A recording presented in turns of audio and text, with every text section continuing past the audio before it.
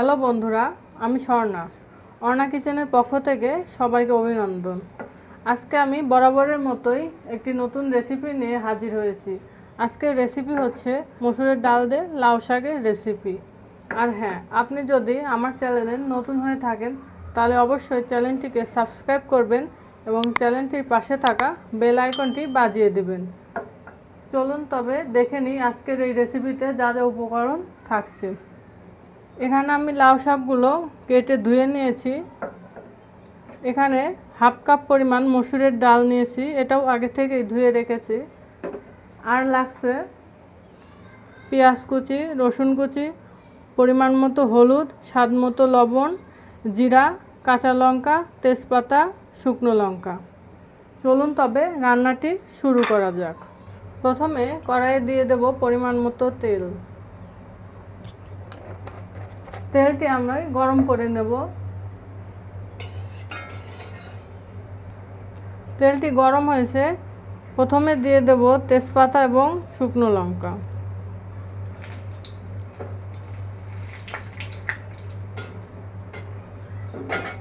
দিয়ে দেব জিরে,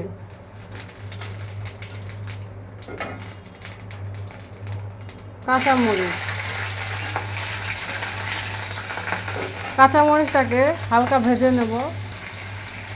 এখন দিয়ে দেব পেঁয়াজ কুচি। পেঁয়াজটাকে ভালোভাবে ভেজে নেব। দিয়ে দেব রসুন কুচি। পেঁয়াজ এবং রসুন দুটোকে আমি ভালোভাবে ভেজে নেব। পেঁয়াজ এবং রসুন দুটোই আমার ভাজা হয়েছে। এখন আমি দিয়ে দেব ধুয়ে রাখা মসুরের ডাল।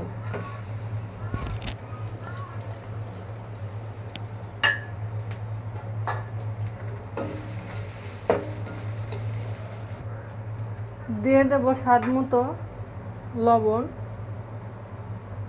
দিয়ে দেব পরিমাণ মতো হলুদ গুঁড়ো।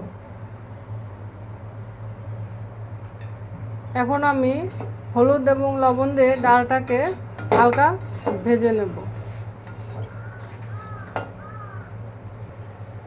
দেখুন আমার ডাল ভাজা হয়েছে। এখন আমি দিয়ে দেব পরিমাণ মতো জল।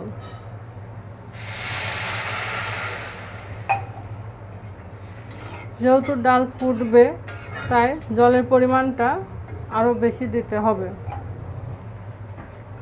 এই পরিমাণেই জলটা আমি রেখে দেব। এখন দিয়ে দেব শাকগুলি।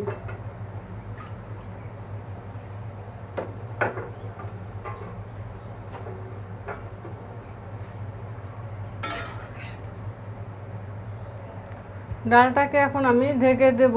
ঢেকে 9 থেকে 10 মিনিট আমি ফুটিয়ে নেব।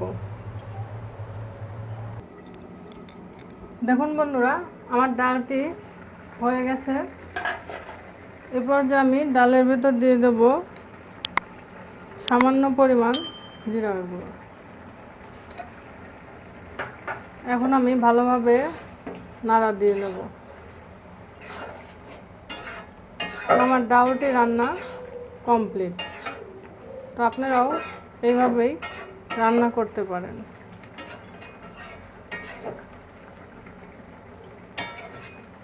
তো এখন আমি গ্যাসটিকে অফ করে দেব। দেখুন, স্বল্প সময়ে অল্প পরিসরে রান্না করলাম লাউ শাক দিয়ে সেরা স্বাদের মসুর ডালের রেসিপি।